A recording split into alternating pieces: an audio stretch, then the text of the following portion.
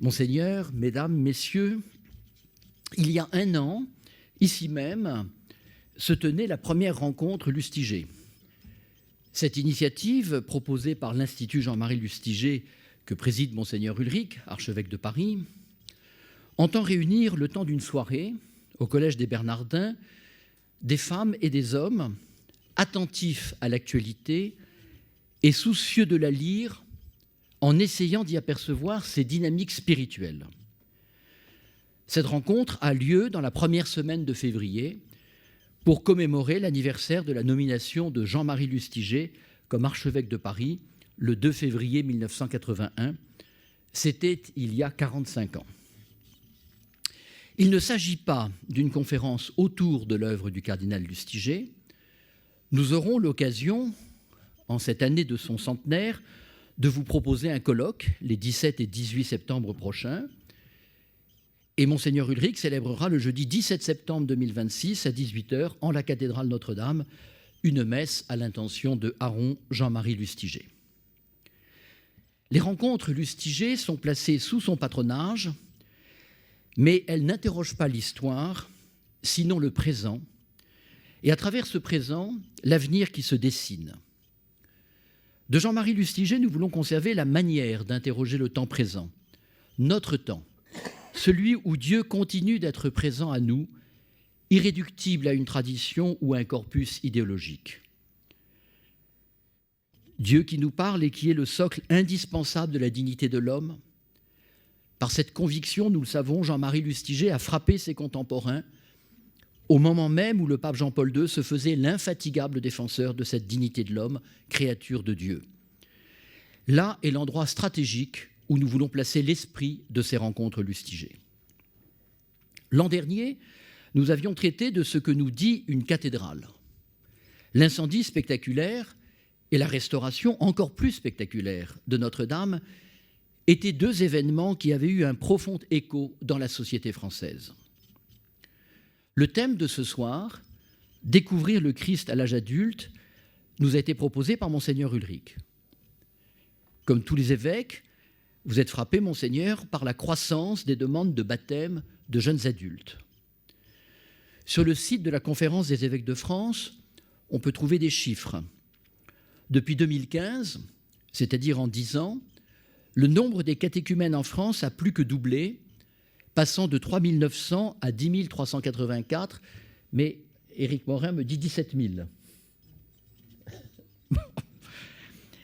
Il y a là un phénomène qui s'installe dans la durée et qui nous interroge. L'événement donc qui nous intéresse ce soir est moins spectaculaire que celui de l'an dernier. Il semble plus souterrain. Mais il porte en lui une charge spirituelle considérable. J'ai donné les chiffres. En 2025, il y a donc eu 10 384 événements, la manifestation visible de la rencontre individuelle de femmes et d'hommes avec le Christ. Ces événements bouleversent leur vie, elles résonnent aussi dans les paroisses et dans les diocèses. En accédant au baptême, ces chrétiens entrent dans une communauté qu'ils contribuent à faire vivre, à dynamiser, à féconder.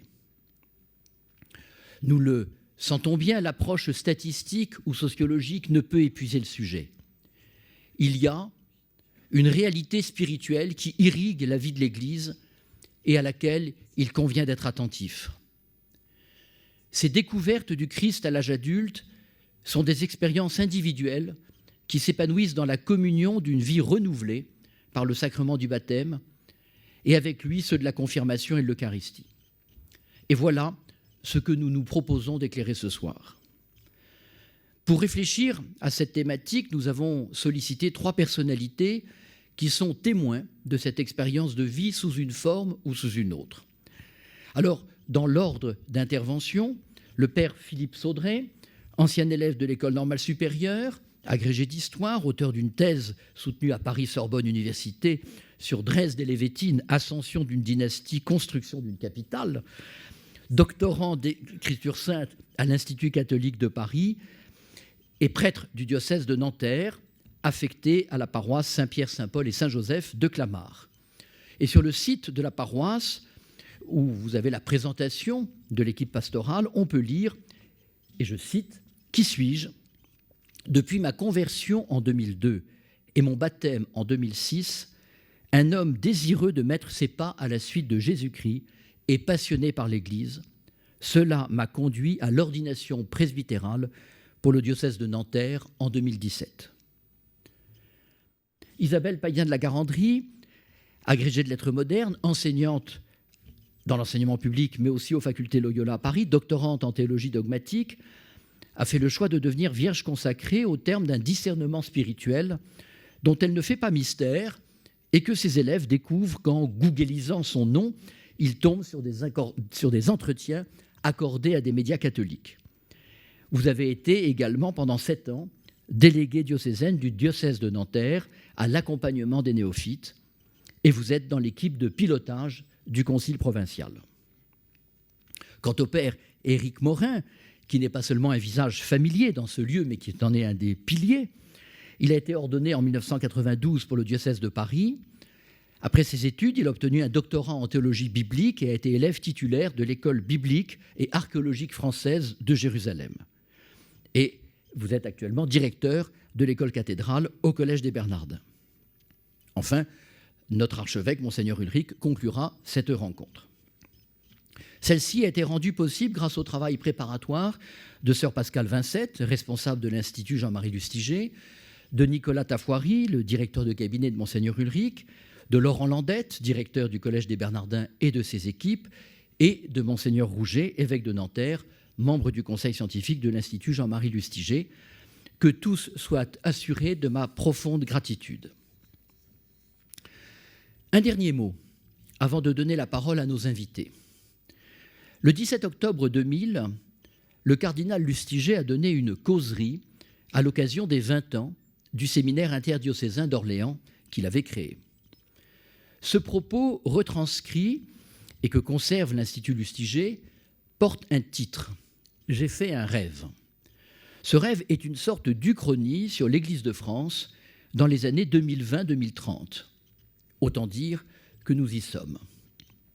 Je lis un extrait. Alors, il y a des personnages qui l'introduisent dans cette nouvelle temporalité. Et ces personnages m'ont dit, je cite, qu'à partir des années 2010, on s'était retrouvé pour l'ensemble de la France avec un clergé de 4 à 6 000 prêtres.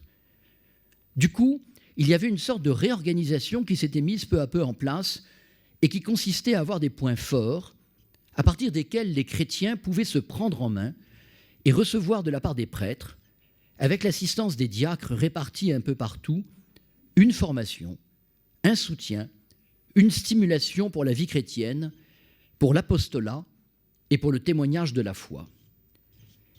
Ils m'ont expliqué que le creux avait été atteint aux environs des années 2010 et qu'après 2010, il y avait eu peu à peu une sorte de remontée des vocations.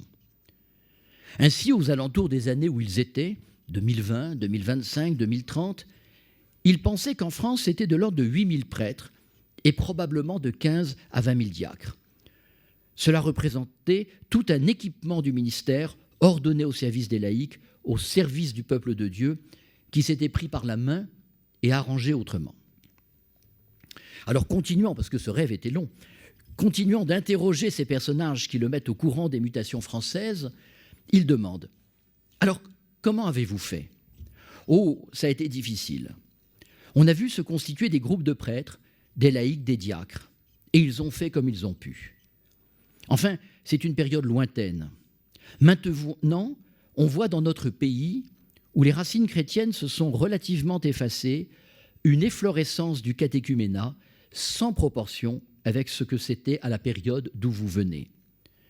Car actuellement, nous avons des communautés qui naissent littéralement dans un certain nombre de petites villes ou de petits villages qui entourent des grandes agglomérations. Il y avait eu, autour des années 2020-2030, une espèce d'efflorescence d'évangélisation et de catéchuménat.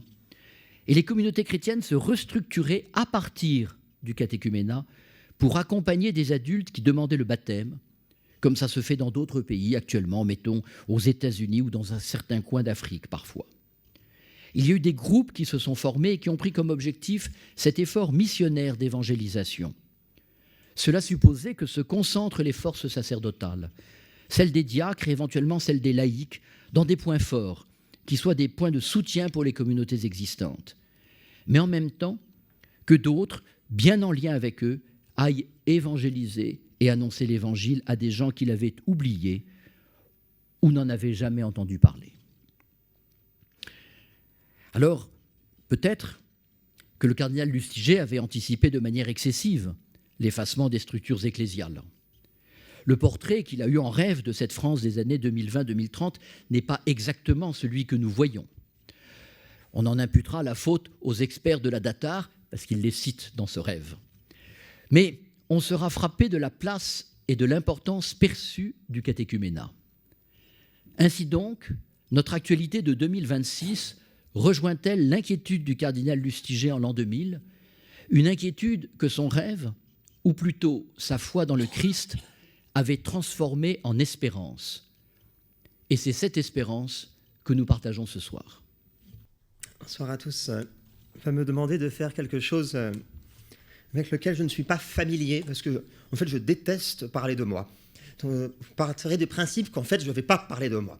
Je vais essayer de dire quelques éléments, d'autant plus que ça commence à être une histoire un peu vieille, rappelée, parce que bon, ça va faire cette année, à la Vigile pascale, très exactement 20 ans que j'aurais été baptisé. Donc, j'estime que, je ne sais pas si je suis devenu un adulte dans la foi, mais au moins, j'ai peut-être dépassé l'âge d'être néophyte. Même si un chrétien, en 12 ans après mon baptême, m'a dit ceci, très exactement: vous êtes encore néophyte, donc vous n'appartenez pas vraiment à l'Église. Ce qui est dur de dire comme ça est faux théologiquement, mais n'empêche que ça répondait à quelque chose de vrai. Alors, j'y reviendrai tout à l'heure, mais je voudrais simplement articuler 3 points sur cette affaire. Le premier point, c'est celui de la conversion.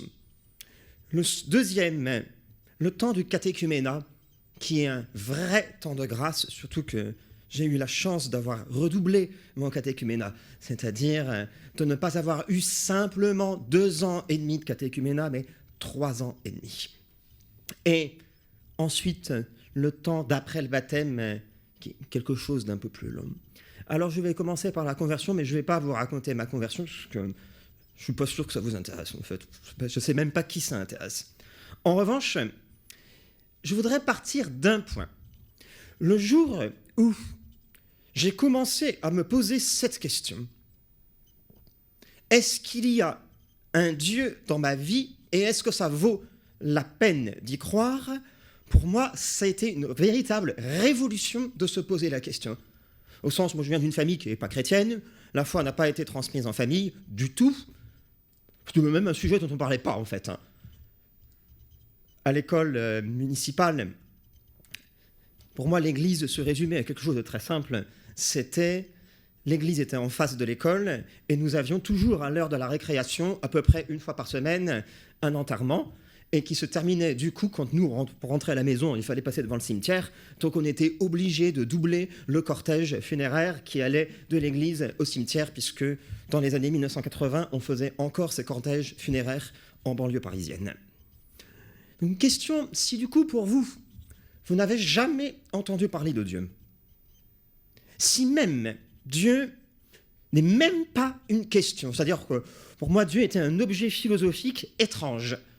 Je ne comprenais pas pourquoi, dans le cadre de mes études littéraires, tous mes professeurs, quel que soit leur positionnement, depuis la dernière pierre du mur de Berlin jusqu'aux plus chrétiens d'entre eux, étaient capables de nous enseigner quelque chose sur la question de Dieu en philosophie. Pour moi, c'était aussi absurde que parler d'un éléphant rose avec des ailes.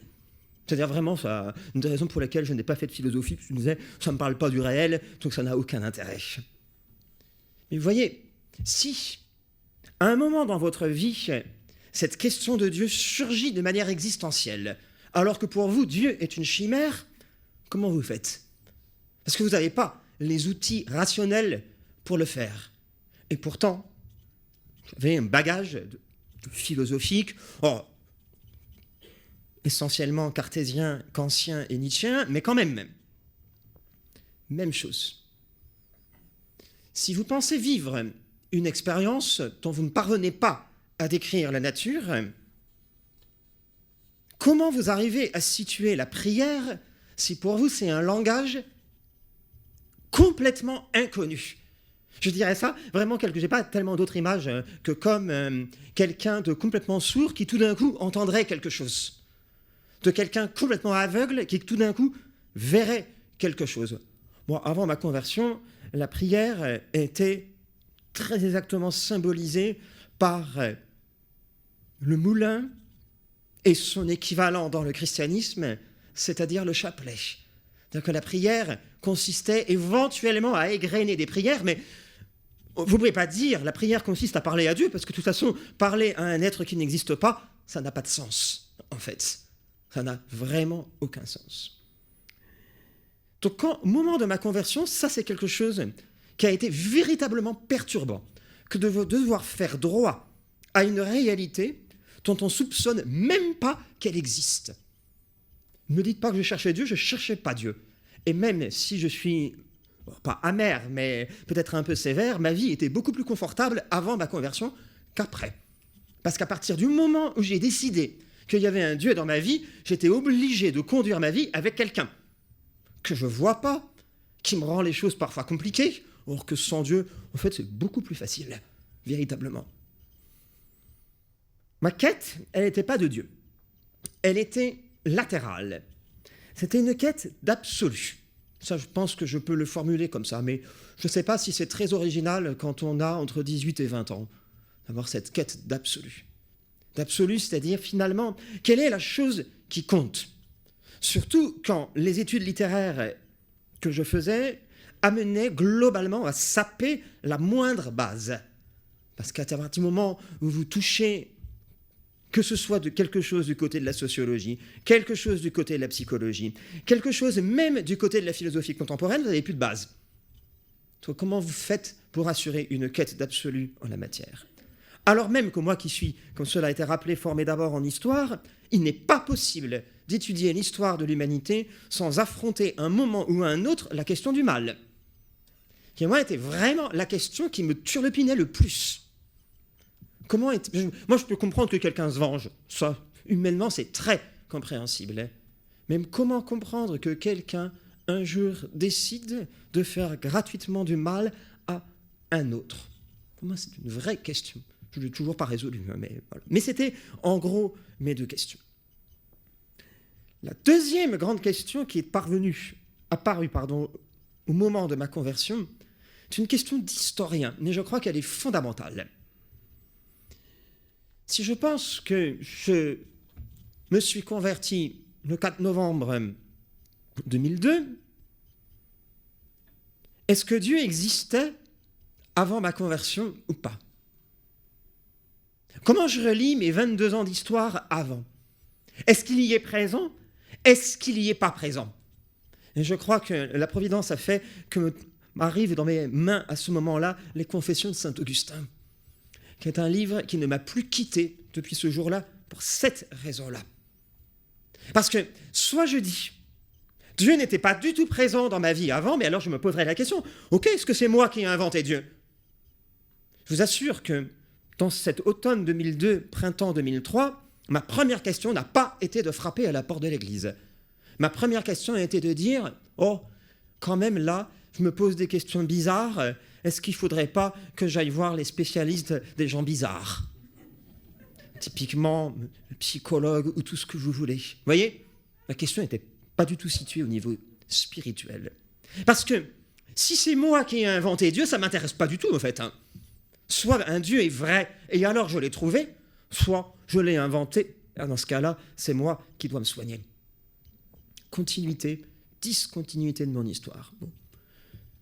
L'avantage dans cette période de lutte, ce qui est une vraie période de lutte, c'est que j'ai plutôt argumenté du côté de la continuité, c'est-à-dire d'un Dieu qui était présent alors même que je ne le réalisais pas. Il s'ensuit, dans cette période-là, quelque chose dont j'ai compris seulement en faisant mes études de théologie au niveau du baccalauréat, qu'il s'agissait de l'acte de foi. Ça, c'est assez extraordinaire. D'arriver à se dire, dans la description assez abstraite que le père jésuite en donnait, je me disais, mais là, je reconnais mon histoire. C'est ça, l'acte de foi, de la remise totale en un Dieu qui s'est révélé à moi de manière antérieure, alors même que je ne le connais pas si bien que ça. Qu'est-ce que j'ai fait alors ? J'ai frappé à la porte de l'église. Alors, frapper à la porte de l'église, c'est un très très grand mot. Moi, j'ai fait de manière assez simple. J'étais élève à l'école normale supérieure. Internet était déjà notre ami à l'époque. Donc, je suis allé regarder ce qu'on pouvait savoir sur le groupe de l'aumônerie. Alors, on appelle ça l'état là, mais ça, c'est le jargon normalien, peu importe. Et il s'est trouvé que l'un des membres, je le connaissais assez bien. Mais voyez que moi, je suis assez stupide et que les questions religieuses ne m'intéressaient pas du tout. Je ne m'intéressais pas de savoir, quand je rencontrais quelqu'un, si c'était un chrétien ou pas un chrétien. C'est pas mon problème, en fait. Je rencontre quelqu'un, point barre. Or, il se trouve que quelqu'un qui était un ami, lui, faisait partie des huiles de cette aumônerie-là. Donc, c'est par lui que j'ai mis le pied dans l'église et qui a fini par m'amener au catéchuménat, etc., etc. Ma première surprise en la matière, c'est d'avoir été pris au sérieux. Je vous dis ça parce que je ne sais pas si moi-même, je me prenais au sérieux. Moi, j'ai frappé à cette porte-là en disant, je me pose une question, je ne sais pas si vous avez la réponse, mais je me la pose. Or, de l'autre côté, le premier élément a été une prise au sérieux. Vraiment, moi, je rends grâce tant de celui-là, qui est devenu depuis mon parrain, qui est un ami, également au premier prêtre que j'ai rencontré dans ma vie, le prêtre du diocèse de Paris. Bon, je vais quand même le citer parce que il a beaucoup compté. Donc, le père Stéphane Palaz, qui à l'époque était vicaire à Saint-Étienne-du-Mont, et puisque c'était la paroisse que fréquentaient les normaliens, même si ce n'était pas la paroisse canonique, et vraiment d'avoir été pris au sérieux. Pris au sérieux également, sans rentrer dans quelque chose en disant « Mais pourquoi finalement tu viens frapper à nos portes et pourquoi tu n'es pas allé frapper à la porte des voisins ?» Mais vraiment en prenant au sérieux, tel que je le relis, le début du dialogue d'entrée en catéchuménat, en disant « Je frappe à la porte » en me disant « Peut-être qu'ici je vais trouver le Seigneur et si le chemin s'avère partant, opérant, eh bien, alors j'irai jusqu'au baptême. » Parce que voyez-vous, moi, quand j'ai frappé à la porte de l'église, je peux le dire maintenant, Jésus-Christ ne m'intéressait pas. D'ailleurs, vous avez remarqué, je n'en ai pas parlé. Moi, je ne suis pas frappé à la porte de l'église pour rencontrer Jésus-Christ. Moi, ce qui m'intéressait, c'était Dieu. Point. Or, le temps de catéchuménat a été cet apprentissage-là. De comprendre, si je le dis avec saint Jean, n'as-tu donc pas encore compris que celui qui me voit, voit le Père ? Que si tu cherches Dieu, tu le trouveras dans Jésus-Christ. Que si tu cherches cet absolu, tu le trouveras dans ce mystère de l'incarnation. Mais ça a été le temps du catéchuménat. Un temps béni. Béni au moins pour 3 raisons. La première raison, la grâce des accompagnateurs. La personne, je ne sais pas du tout ce qu'elle est devenue, mais qui dirigeait le groupe des catéchumènes à l'époque à Saint-Étienne-du-Mont, m'avait trouvé 2 perles, un couple, que je vois de loin en loin encore. Mais véritablement, parce que c'était ce qu'il fallait pour moi. Peut-être qu'ils auraient été capables de faire pour quelqu'un d'autre, j'en sais rien. Mais ce que je sais, c'est que c'était ceux qui étaient capables de, peut-être pas de répondre à ma question, mais de me faire comprendre que ce que je cherchais, je le trouverais en Jésus-Christ.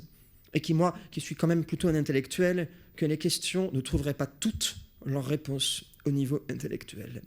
Ça, c'était le premier lieu. Le deuxième lieu du catéchuménat, c'est l'aumônerie de l'école normale supérieure. Je ne mets pas tellement à la paroisse Saint-Étienne-du-Mont. Nous étions un groupe de catéchumènes, oui, qui était solide, mais quand on était à l'époque à Saint-Étienne-du-Mont, devait être une quinzaine de catéchumènes, que vous alliez à la messe le dimanche soir, noyés dans la foule, ça ne veut pas dire grand-chose en fait. Donc moi, mon groupe chrétien, c'était cette fameuse aumônerie. où je reconnais deux choses dans cette aumônerie. La première, elle aussi m'a pris au sérieux et ne m'a pas regardé comme une bête de foire. Je pensais que c'est ce qui était allé arriver. Et la deuxième chose, ça c'est si vous voulez du côté fraternel, et la deuxième chose, c'est qu'elle acceptait de discuter franchement de sa quête du Seigneur. C'est peut-être ce qui m'a le plus nourri dans sa fréquentation de cette aumônerie. Quelque chose d'assez, enfin, pas très sérieux en fait, je veux dire, ça se faisait au milieu du petit déjeuner aussi bien. Mais c'est elle qui m'a enfanté à la foi, au moins autant que mes accompagnateurs de catéchuménat. Eux ont fait la partie doctrinale, si j'ose dire. Elle a fait deux choses. La partie fraternelle. Moi, je ne cherchais pas du tout d'avoir des frères et sœurs. Hein. Vraiment, ça ne m'intéressait pas. Je répète, je cherche Dieu. Le reste, je m'en fiche. Le catéchuménat m'a appris que si je cherchais Dieu, il faudrait peut-être que j'accepte de rencontrer des hommes aussi. Alors que j'étais quand même plutôt ours à l'époque, un peu moins maintenant. Elle m'a appris cela. Et la deuxième chose qu'elle m'a appris, c'est à prier. De manière simple. Oh, c'est pas grand-chose, parce que c'est elle qui m'a appris la prière de l'Église. Je dis ça parce qu'elle m'a appris, d'une part, la pratique dominicale, qui, moi, n'a jamais été un sujet depuis ce moment-là, et elle m'a appris même la prière quotidienne, puisque dans cette aumônerie-là, nous prions les laudes tous les matins, en communauté. Un petit groupe de 5, 6, parfois 10, peu importe.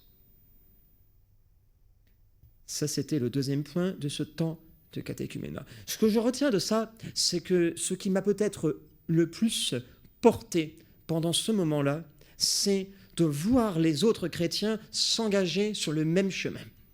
Avec certes de l'avance, avec certes une compétence que moi j'avais pas, mais après tout c'est normal. Je veux dire, je ne peux pas demander que je gagne en une semaine ce que eux faisaient depuis 20 ans. Mais de s'engager dans ce même chemin, dans cette même quête du Seigneur, dans cette même discussion de qui est Jésus-Christ, et sans répondre définitivement ni à ma soif d'absolu, ni à la question du mal.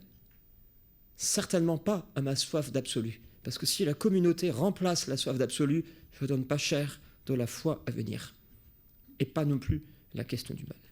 Alors j'en viens au troisième et dernier point, après le baptême en 2006. J'en retiens peut-être deux choses dans ce baptême. De l'entrée après le baptême, c'était pour moi le temps de l'intégration dans l'Église. Et c'est ça qui a été difficile, pas le catéchuménat. Le temps de l'intégration dans l'Église. Parce que, je vais vous donner deux exemples assez parlants. Après mon baptême, j'ai déménagé, parce que je finissais mes études, je commençais donc ma thèse en histoire, et c'est pour ça que j'ai été raccroché au diocèse de Nanterre, et je suis arrivé dans une paroisse du diocèse de Nanterre, à Montrouge, et là j'ai découvert qu'en devenant chrétien, il fallait que j'entre dans une histoire qui n'était pas la mienne. Qu'en devenant chrétien, il fallait que j'entre dans des querelles qui n'étaient pas les miennes. Exactement comme lorsque on entre dans une famille, si on se marie avec quelqu'un. C'est pas si simple, hein, parce que vous voyez, moi j'étais baptisé en 2006, donc les problèmes de l'Église de France, ce n'étaient pas mes problèmes. Moi je cherche Dieu. J'ai compris qu'il fallait passer par Jésus-Christ. J'ai compris que la question fraternelle était importante, mais enfin bon, les problèmes de l'Église de France entre 1960 et 2020 ne m'intéressent pas en fait. Or, c'est ce que je me suis pris de plein fouet en arrivant en paroisse. Vraiment de plein fouet. Alors, je le dis vraiment sans amertume, mais quand la première parole qui m'a été adressée a été une parole de vive réprimande, ça en dit quelque chose quand même, parce que ma manière de prier ne correspondait pas à celle de cette paroisse-là, à ce moment-là. Peu importe. Hein. Mais j'en vois surtout cette question-là, au-delà du côté agréable, désagréable, entrer dans une histoire. Le deuxième exemple, du même ordre, à l'autre bout, dans un tout autre monde, mon arrivée au séminaire a été un moment difficile. Parce qu'il a fallu tout d'un coup que j'avale des chrétiens qui avaient grandi dans un monde qui n'avait rien à voir avec le mien.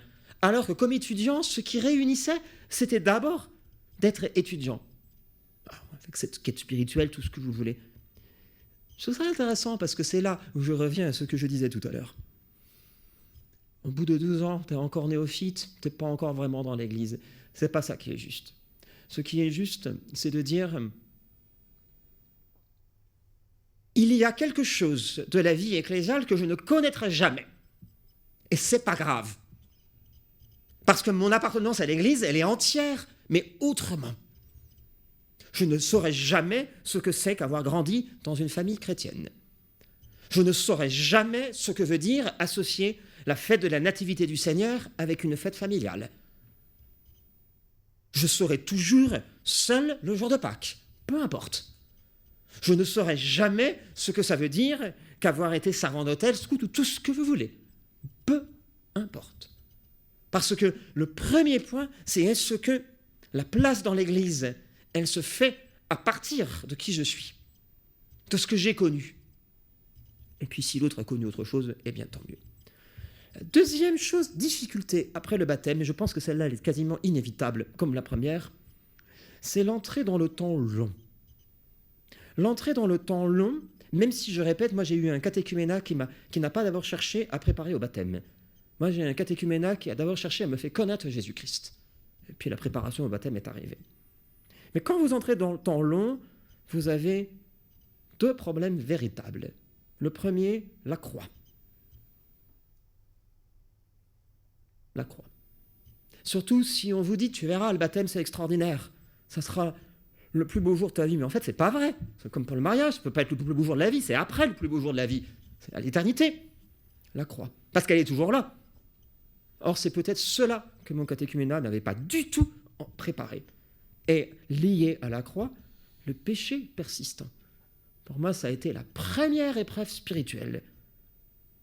Si tu affrontes la croix, si tu affrontes le péché, est-ce que c'est l'échec de ton baptême ou est-ce que c'est autre chose? Je vais m'arrêter là, j'ai assez parlé. Mais je dirais peut-être qu'en 2 mots, mon histoire, c'est de me dire qu'il y a une tension, être chrétien comme les autres et être un chrétien pas comme les autres. Mais c'est peut-être vrai pour bien des histoires spirituelles. Merci.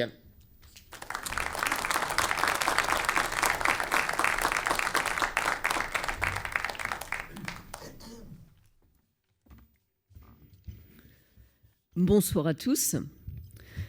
Si ma mission est désormais dans le comité de pilotage du Concile provincial sur les catéchumènes et les néophytes, je termine donc une mission d'un peu plus de 7 ans au service des néophytes dans mon diocèse. Je ne vais pas pouvoir tout vous en dire, on m'a demandé un témoignage, parce que ce furent 7 années riches en rencontres, souvent lumineuses, parfois bouleversantes, qui m'ont moi-même fait bouger, changer, évoluer, alors que j'ai moi-même été baptisée enfant. Mais j'attire l'attention là-dessus. Ce ne sont pas ces grands chiffres, juste un chiffre. Ce sont autant de personnes qui avancent, qui rencontrent le Christ et qui rentrent dans notre Église, avec autant d'itinéraires différents. Il y a des constantes, mais chacun rencontre le Christ à sa manière. Alors j'aimerais simplement, avec vous ce soir, mettre en lumière quelques points qui me semblent aujourd'hui décisifs à partir de cette expérience d'accompagnement. J'ai été appelée à cette mission alors que mes missions précédentes concernaient plutôt la pastorale des jeunes. Comme enseignante, comme on a pu le rappeler, l'éducation, la croissance d'autrui, c'est certainement un des sujets qui me mobilise le plus. Et à vrai dire, avant que soit mon évêque, c'est un diacre, précédemment au service du catéchuménat dans mon diocèse, qui m'a parlé des néophytes avant que je n'en reçoive officiellement la mission. Les néophytes, je voyais ce que c'était dans les grandes lignes. Voilà, techniquement parlant, oui, d'accord, ce sont les adultes qui ont reçu le baptême à la vigile pascale. Très bien. Mais pourquoi il y avait des questions à leur sujet? Je ne voyais pas. Et en fait, ma réaction de ce temps-là, je crois qu'elle est symptomatique de quelque chose de très réel dans notre Église. Pour moi, il y avait des gens qui s'occupaient du catéchuménat, qui faisaient ça sans doute très bien. Je l'avais vu auprès d'amis même. Mais moi, je n'étais pas concernée. Enfin, c'était eux, les spécialistes. Et je crois que c'est vraiment crucial, parce que tant qu'on en reste à ce raisonnement, que ça concerne les autres, c'est qu'il y a quelque chose à modifier dans nos pratiques, a fortiori avec cet afflux de personnes qui découvrent le Christ. Si je crois profondément que nous formons ensemble le corps du Christ, je ne peux pas rester indifférente et laisser ce soin à d'autres. Je suis, moi aussi, vous aussi, nous tous, selon nos propres talents, concernés par ceux qui nous rejoignent. Et oui, leur croissance, en fait, c'est aussi un vrai sujet pour les néophytes. Et elle est aussi importante que celle des plus jeunes. D'ailleurs, on voit bien qu'une part non négligeable de ces néophytes, ce sont également des jeunes. Revenons-en à cette mission. Le diacre permanent Pierre, qui avait commencé à y réfléchir, avait commencé à mettre en place un temps sur la prière pour les néophytes à l'automne. Quelques mois, finalement, après la réception des sacrements de l'initiation chrétienne. Je trouvais cette intuition très juste, d'autant plus que tout le monde n'a pas pu bénéficier, comme Philippe, d'une prière quotidienne dès l'aude pendant son catéchuménat et après. D'ailleurs, en termes de pratique, même si nous n'avons pas de chiffres précis, on voit bien que la rentrée scolaire peut correspondre au moment où l'on ne voit plus dans nos paroisses certains des néophytes, jusque-là qui étaient assez assidus. C'est sans doute le moment où, après 2 ans de catéchuménat ou plus, après l'illumination de la vigile pascale et une joie profonde, cela devient plus difficile. Comme nous tous, après un temps fort dans notre vie spirituelle, il peut être difficile de rentrer dans l'ordinaire des jours et dans l'aridité de cet ordinaire. On le voit parfois avec nos jeunes qui rentrent d'un temps fort. Et puis, il y a cet enjeu de découvrir que dans l'aridité de l'ordinaire, il y a aussi une joie qui existe, qui est profonde. Comment être chrétien dans la vie ordinaire où les joies et les peines se mêlent tout naturellement ? C'est là que la prière prend son sens comme un enracinement. Néophyte, on le sait, vient d'un mot grec qui signifie nouvelle pousse. Si l'on repart de la parabole du semeur, c'est vraiment là, je crois, l'enjeu d'une plante qui va acquérir de vraies racines pour ne pas se laisser emporter à la moindre rafale, à la moindre tempête dans sa vie. Alors certes, cela commence et cela doit commencer, je crois, dès le temps du catéchuménat. Mais il s'agit bien de trouver sa manière préférentielle de prier et puis de trouver aussi d'autres manières de vivre une relation privilégiée avec le Seigneur. Et cela, je crois que c'est un vrai enjeu de ce temps du néophytat, d'un processus de croissance sur le long terme et non pas d'un acte immédiat. On sait bien, nous tous, moins jeunes néophytes, que la prière, c'est toujours à recommencer, que c'est jamais gagné.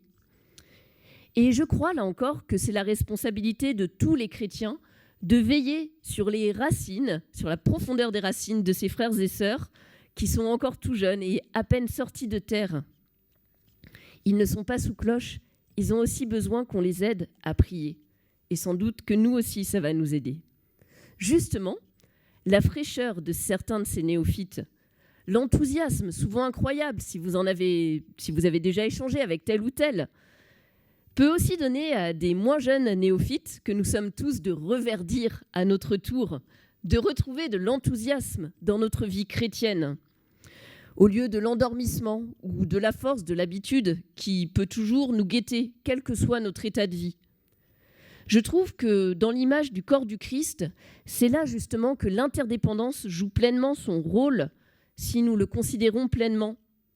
Mais si, et seulement si, nous acceptons de nous laisser bousculer, interroger, non pas pour bénir tout ce qui provient des nouvelles pousses, il peut y avoir une forme d'excès parfois, et la croissance a toujours à se poursuivre et doit être orientée par un tuteur, vers le soleil qu'est le Christ, mais bien parce que nous nous retrouvons tous en chemin, sur un même chemin, vers le Seigneur où nous avons à apprendre les uns les autres et où nous avons à nous apporter. C'est aussi dans ce même esprit que les néophytes ont à prendre toute leur place dans les divers services d'Église. C'est important, mais là encore, comme pour une nouvelle pousse, pas trop vite. Et comme le rappelait le Père Philippe, le temps long, je crois, est quelque chose d'essentiel. C'est pas facile aujourd'hui où l'immédiateté a tant bonne presse. Alors, comment faire ? Je n'ai pas la solution, même après 7 années de service, mais je pense que le concile permettra de tracer des pistes. Et puis, premièrement, justement, actuellement, la phase de consultation qui s'est ouverte dans chaque paroisse et mouvement va permettre à chacun de s'emparer du sujet et de se sentir concerné pour ces nouveaux venus. Récemment, j'avais un curé du diocèse de Nanterre au téléphone et il me posait plein de questions techniques sur la phase de consultation, comment faire, tout ça. Et je lui ai dit, écoute, sincèrement, si tout le monde se sent concerné par le sujet dans ta paroisse, je crois que le concile sera déjà gagné et que le reste ne sera que de surcroît. Cependant, je crois qu'il y a aussi quelques points d'attention. Nous avons déployé dans le diocèse un dimanche in albis, ça existe dans d'autres diocèses, 1 semaine après la réception des sacrements de l'initiation chrétienne, pour vivre, avec les néophytes, un temps de prière, un temps de catéchèse assuré par l'évêque, histoire de s'enraciner toujours davantage, mais aussi un temps de relecture personnelle, puis en petits groupes de néophytes de différentes paroisses. Je crois que c'est important de voir que cette expérience magnifique qu'ils ont pu vivre ne les concerne pas seulement dans leur petit groupe de paroisse qu'ils ont fréquenté pendant 2 ans, mais qu'il y en a bien dans d'autres. Que d'autres peuvent aussi avoir vécu quelque chose de bouleversant qui les a retournés dans cette rencontre avec le Seigneur. Je ne me suis jamais permis de me mêler à un de ces groupes ou d'aller écouter ce qui se racontait pour leur laisser la pleine liberté, mais je passais mon temps à les regarder. Et je dois dire qu'il y a quelque chose, on y croit ou pas, mais d'une forme de lumière qui émanait d'eux, bien plus incroyable qu'on ne saurait le dire. Cette expérience de partage avec d'autres néophytes, ponctuelle pour éviter le risque d'un cocon fermé qui ne s'ouvrirait pas à d'autres chrétiens, donne de la force justement pour ce qui est l'enjeu ensuite et dont on a entendu parler, la vie en paroisse ou plus largement la vie en église. C'est là, à mon sens, un des grands enjeux.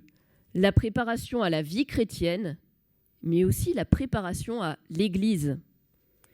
Certains ont appris beaucoup pendant le temps du catéchuménat, parfois d'ailleurs plus intellectuellement qu'expérientiellement. Mais beaucoup finalement connaissent peu ou mal l'Église. Il me semble que cela entre dans 2 domaines, dans la question des sacrements et puis dans la vie en Église à proprement parler. D'abord, cette question des sacrements. À chaque rencontre du comité de pilotage du concile, on commence, après avoir prié, vous voyez, par écouter le témoignage d'un catéchumène ou d'un néophyte. C'est important pour nous parce qu'on a pas mal de logistique à faire, mais justement pour ne pas réfléchir hors sol. Et j'ai été très frappée par le premier néophyte qu'on a écouté. Il venait d'une paroisse où on l'avait vraiment bien préparé, mais il n'avait pas réalisé qu'il allait avoir à communier par la suite. On l'a interrogé en lui disant « Mais enfin, quand même, tu t'es préparé à 3 sacrements, tu as reçu les 3 ». Il s'est senti préparé au baptême, mais pas aux autres sacrements de l'initiation chrétienne.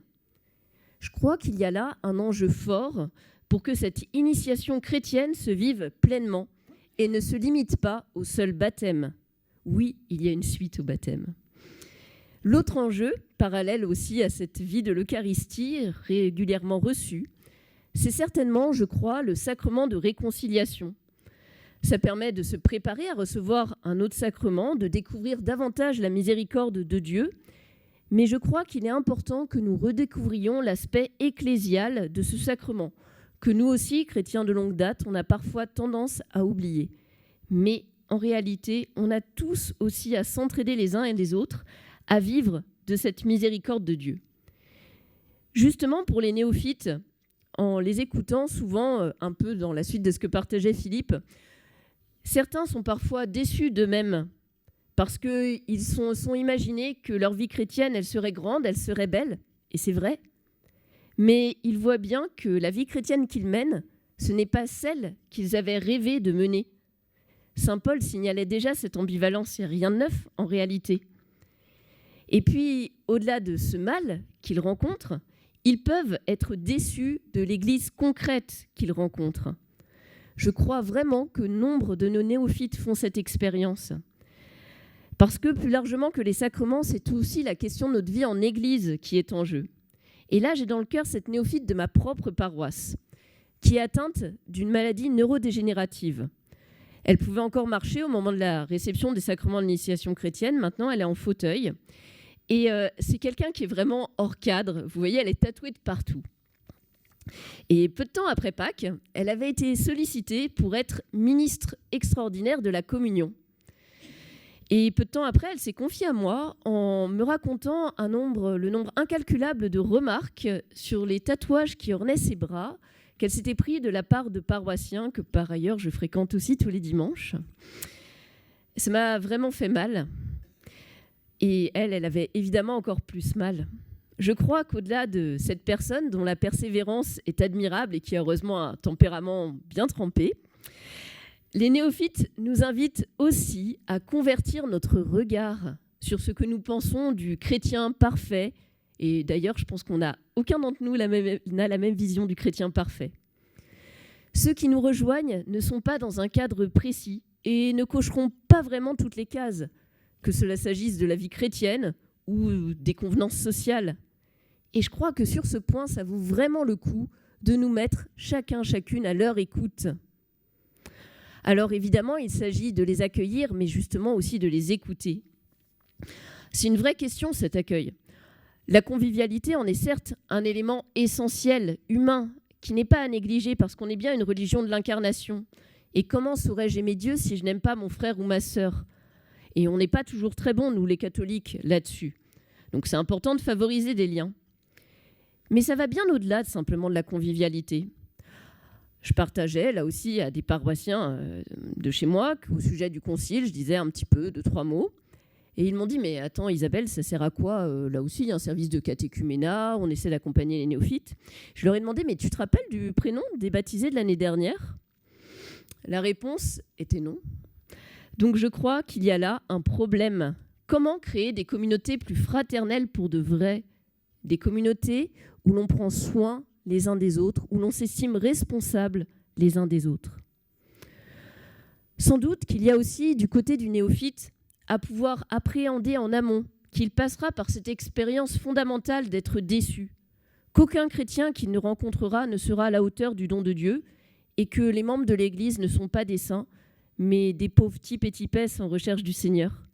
Et que pourtant, l'Église est belle, bien plus grande que cela, et pourtant formée de membres imparfaits. Je ne sais pas ce qui sortira du concile, et heureusement, sinon ça ne servira à rien, mais je crois que ces catéchumènes et ces néophytes sont une chance pour nous tous, non pas pour un côté numérique qui resterait bien humain, mais parce qu'ils sont des dons de Dieu et qui nous désignent un chemin lumineux d'approfondissement du mystère du Christ et de l'Église, à chacune, à chacun, de nous mettre en chemin.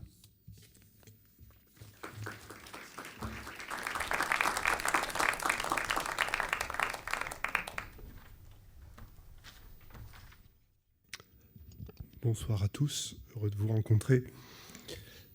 Rencontrer le Christ à l'âge adulte. J'étais baptisé, j'avais 5 jours. Voilà. J'ai peu dans mon ministère de prêtre. Bien évidemment, quand j'étais curé de paroisse, je me suis occupé des catéchumènes adultes. Pas beaucoup, parce que j'avais un vicaire qui aimait beaucoup ça. Et je le comprends bien. Et plus des adolescents. Alors, pour commencer mon propos et feuilleter avec vous quelques pages de l'Écriture qui peuvent nous aider à comprendre cette expérience du Christ inattendue, je voudrais d'abord évoquer un souvenir du Père Lustiger. C'était au Fraternel à Lourdes en l'an 2000. C'était jamais très très simple avec le Père Lustiger au Fraternel. Il était un peu jaloux parce qu'on faisait comme il faisait à Chartres, mais il ne pouvait pas faire. Voilà. Mais toujours avec beaucoup de bienveillance et de charité, il demandait au directeur, cette année c'était Philippe Marseille en l'an 2000, et moi j'étais directeur de 99 et 2001 à Jambeville, il me demandait « qu'est-ce qu'il faut que je dise ?» Il savait très bien ce qu'il voulait dire, mais il nous le demandait. Et je me souviens lui avoir dit « racontez votre itinéraire ». Réponse « qui ça intéresse ?» Comme quoi. J'ai beaucoup aimé cet aspect-là, on va y revenir. Et puis si, avec Philippe, on l'a un peu convaincu, et puis on a bien vu qu'à un moment, il avait pris la décision, il dit « ok, je vais le faire ». Il a parlé pendant 20 minutes d'affilée, un silence dans la basilique Saint-Pidis comme on en a rarement au Frate. Un applaudissement, ça lui a pas plu, mais c'est pas grave. Et il y avait quelque chose d'extraordinaire. Alors, je ne voudrais pas revenir sur les faits, je voudrais revenir sur la méthode qu'il a utilisée. Alors, pour ça, il faut dire 2-3 faits quand même. Cette expérience d'avoir lu les évangiles tout seul, cette expérience d'être rentré dans une église un jeudi saint et de découvrir le reposoir, et d'être plutôt saisi sans comprendre, de retourner dans la même église pour refaire la même expérience et de la voir vide. Le vide du vendredi saint. Et puis après ça, c'est son itinéraire. Mais il avait insisté sur ce lien entre une lecture des évangiles préalables et une expérience de la croix venue par derrière, donner poids, sens et peut-être même signature à ce qu'il avait lu et qu'il n'avait pas emporté du premier coup.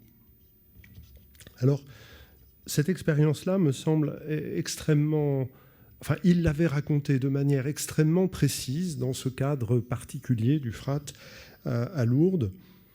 Et ça nous donne, je pense, quelques clés pour relire quelques pages de l'Écriture. Je pense bien sûr à saint Paul et je pense aussi à l'appel des premiers disciples. Quand saint Paul raconte sur son épisode, on va dire sur la route de Damas, même si lui ne le situe pas à cet endroit-là, il dit une chose très précise. Quand celui qui m'a appelé dès le sein de ma mère a voulu révéler son Fils en moi. D'abord, on pourrait souligner que ce n'est pas la proposition principale de la phrase. Mais ça, dans une proposition circonstancielle de temps. Nous, on voudrait savoir, mais qui ça intéresse ? Le même phénomène. Même phénomène, on voudrait bien qu'il raconte. Il cite un prophète. Il ne raconte pas de lui-même. Celui qui m'a mis à part dès le sein maternel, c'est la citation de Jérémie au chapitre 1, verset 5. Au moment de dire cette expérience le plus intime, il nous répond « Qui ça m'intéresse ? Je vous raconte l'histoire d'un autre. » Celui du prophète Jérémie. Il en dit quand même quelque chose. Révélation du Fils en moi. Révélation, pas manifestation. Le mot révélation, c'est le mot apocalypse, c'est-à-dire quelque chose qui déchire. C'est une rencontre qui déchire, qui dévoile, mais avec une dimension de force, de brusquerie, pas de douceur. Et puis, révélation du Fils. Bien évidemment, il fait l'expérience de la rencontre avec le ressuscité et le Père qui, ce Jésus crucifié que ces chrétiens disaient sottement, pour ne pas le dire autrement, qu'il était Messie, eh bien le Père le désigne et révèle, le manifeste comme étant le Fils unique. C'est notre foi en la résurrection. Celui que nous avons condamné, le Père le relève et nous le désigne. C'est lui mon Fils, écoutez-le. Mais avec son sens de l'ambiguïté assez habituel, quand Paul dit « révéler le Fils en moi », c'est cette expérience intime de reconnaître Jésus, Fils de Dieu, et c'est conjointement l'expérience de la grâce, il utilise le mot dans la phrase d'après, de se trouver, d'avoir accès à cette position filiale sous le regard du Père. Au moment même où le Fils lui est désigné, Jésus lui est désigné comme Fils, lui-même accède à la position filiale. Il raconte ça dans la lettre aux Galates et un petit peu plus loin, au chapitre 2, il décrit sa vie chrétienne. C'est pas moi qui vis, c'est Christ qui vit en moi. Si le Père révèle en lui que Jésus est le Fils, alors lui aussi accède à cette posture, à cette position, à cette grâce filiale. C'est tout ce qu'il dit de ce moment-là. C'est beaucoup et c'est pas grand-chose. C'est beaucoup parce que finalement, ça raconte ce qui s'est passé le jour de mon baptême quand j'avais 5 jours. J'ai rencontré le Seigneur ressuscité qui s'est proposé à moi pour qu'il puisse venir vivre en moi. J'ai pris conscience de ça un jour où une consacré du diocèse qui était sur ma paroisse, je venais juste d'arriver, m'a téléphoné en me disant écoutez, j'aimerais bien que vous veniez me porter la communion. D'habitude, il y a des gens qui viennent, mais comme vous venez d'arriver, j'aimerais bien faire connaissance. Ah, on a fait connaissance. Au moment où, une fois qu'on est assis, il dit écoutez, voilà, je suis donc consacré, j'ai fait ma première communion à l'âge de 8 ans. Ce jour-là, le Seigneur m'a demandé s'il voulait vivre en moi, et depuis, on fait bon ménage. Et elle ajoute, il y a eu quelques crises. Redécouvrir cette dimension sponsale de notre baptême. Redécouvrir que le jour de notre baptême, le ressuscité nous a proposé de faire nôtre son amour et son espérance pour le monde, et que cela vienne vivre. Et que c'est ça, pardonnez-moi, et que c'est ça la seule identité chrétienne. Ce qui est donc une expression paradoxale, parce qu'une identité qui est dans l'accueil d'un autre, c'est quand même difficile à définir. Notre baptême, tel que Paul le raconte sa rencontre avec le ressuscité, c'est l'acceptation non pas de ne plus être soi, mais de faire vivre l'amour et l'espérance du Christ pour le monde en soi. Le langage de la croix. Pour revenir à l'expérience du Père Lustiger, on aurait pu dire le jeudi saint, c'est ce qui s'est passé. Il a vu quelque chose de merveilleux. Il a eu besoin de ce vendredi saint, de voir cette église vide alors qu'elle était resplendissante la veille. Chez Paul, le langage de la croix, c'est une expression qu'il n'utilise qu'une seule fois dans la première lettre aux Corinthiens, au chapitre 1, verset 18, et qui pourtant est une clé parce que c'est comme ça qu'il veut écrire. Le langage de la croix, ce n'est pas le langage qui parle de la croix, c'est le langage qui met au pied de la croix, qui aide à faire prendre conscience que le Christ est mort pour nous. Alors, mort pour moi, je peux y arriver, mais mort pour mon frère. L'autre est un frère pour lequel le Christ est mort. Et tant que je ne l'ai pas pris en considération, alors je n'ai pas accueilli pleinement la grâce de la mort du Christ pour moi, pour nous. Et le langage de la croix, c'est une expérience insaisissable qu'on peut caractériser par l'expérience de la parabole. Oh, la meilleure parabole, Jésus, c'est celle que Nathan raconte. Vous savez, dans l'histoire de David, il faut que Nathan aille dire au roi que le roi a péché. Il y en a qui ont perdu la tête pour moins que ça. Et donc il raconte une petite histoire d'un homme qui s'est mal comporté, et le roi David se dresse et dit « Cet homme mérite la mort ». Et là, moi je vois Nathan se friser les moustaches. « Cet homme, c'est toi ». Le langage de la croix, c'est le langage qui raconte ce que Jésus a vécu pour nous jusqu'au moment insaisissable pour celui qui en parle, où on va pouvoir dire « cet homme, c'est moi ». Celui pour lequel le Christ est mort, c'est moi. Les paraboles sont une excellente illustration de ce langage de la croix que Paul explicite. L'usage de l'analogie, c'est-à-dire un savoir parler, et tu nous as parlé d'un langage qu'il faut découvrir et apprendre. Dans un psaume, Dieu dit « Est-ce que j'ai besoin qu'on m'abreuve avec du sang de bouc ou de taureau ?» Si on ne comprend pas le langage métaphorique, on ne peut pas comprendre la transcendance de Dieu. On ne peut pas se laisser dessaisir et se laisser saisir par un autre. Le langage de la croix, c'est un langage qui cherche à provoquer quelque chose qu'il ne contrôle pas. Et le pauvre Paul, qui présente toute sa première lettre aux Corinthiens comme cette pédagogie du langage de la croix, s'en est pas sorti du tout. La première aux Corinthiens est un échec. La preuve, c'est qu'il y en a une deuxième qui est une lettre de réconciliation. Entre les deux, il s'est passé quelque chose d'un peu compliqué. D'autres récits évangéliques peuvent nous aider à comprendre ça. Et je pense à l'appel des 4 premiers disciples. Jésus passe au bord de la mer de Galilée. Il voit Pierre, Jacques, Jean, puis un peu plus loin Pierre et André, puis un peu plus loin Jacques et Jean.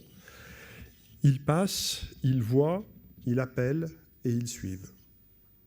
4 verbes. Dans l'évangile de Marc, on va les retrouver pour Lévi. Dans l'évangile de Marc, on va les retrouver pour le jeune homme riche, sauf que lui ne suit pas. Et donc, Marc nous propose un squelette. Un squelette pour raconter toute rencontre avec le Christ. Jésus qui est passé, Jésus qui voit, Jésus qui appelle. Parce que s'il n'appelle pas, s'il n'y a pas d'appel, c'est que ce n'est pas lui, en fait. Et on aimerait bien, nous, avoir la chair, ça nous intéresse. Comment est-ce qu'ils se sont décidés, Pierre et André ? Comment est-ce que s'est décidé Lévi ? Alors, si on a lu l'évangile de Jean, on sait que Pierre et André avaient déjà rencontré Jésus sur les bords du Jourdain. On n'a pas de réponse pour Lévi, mais ça, c'est pas grave. L'évangile se tient sur le squelette et ne donne pas la chair, ne donne pas l'histoire de Pierre et d'André.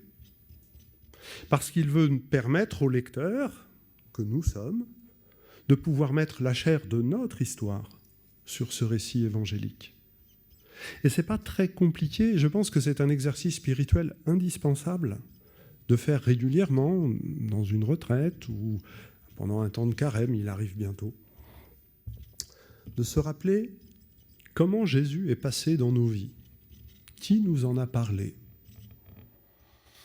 Ce n'est pas les mêmes quand on a été baptisé à 5 jours ou selon ton itinéraire. De pouvoir rendre grâce à Dieu pour cela. Mais de pouvoir faire mémoire, et Philippe ne nous l'a pas raconté, du moment où la parole sur Jésus est devenue la parole de Jésus. Ce basculement que le père Lustiger avait su raconter aux lycéens entre ce jeudi et ce vendredi saint, qui avait été préparé par la lecture de l'Évangile, tout d'un coup, tout cela prenait son poids, c'était la parole d'un autre. C'était plus le témoignage de quelques-uns, c'est Dieu lui-même qui prend la parole. Il est bon de faire mémoire de ces moments dans une vie de chrétien où, voilà, ça peut être une retraite, ça peut être une homélie, soyons fous, ça peut être un temps de silence, ça peut être une promenade, ça peut être un échange fraternel, où ce moment-là est venu. Et puis, on a été appelé. Est-ce que tu veux t'approprier cette espérance et cet amour pour le monde ? On a été amené à intégrer une communauté, à la découvrir, à rentrer dans une histoire. Là encore, Philippe nous en a parlé. Et puis si on est là, c'est qu'on a répondu oui. Il faut aussi savoir. Bien sûr, de temps en temps, on dit oui, peut-être, un peu moins, un peu plus, mais si on est là, c'est qu'on a répondu oui. Ces 4 verbes du récit évangélique sont, je crois, un squelette indispensable pour pouvoir offrir un récit à la rencontre avec le Christ à l'âge adulte. Et Isabelle nous disait que de toute façon, toute prière, c'était toujours un recommencement, c'était toujours une nouveauté. Et que du coup, toute rencontre avec le Christ, même celle que nous aurons chacun demain matin dans l'intime de nos maisons, se passera sur ce modèle-là. Et que c'est à nous de mettre la chair et l'histoire de nos vies.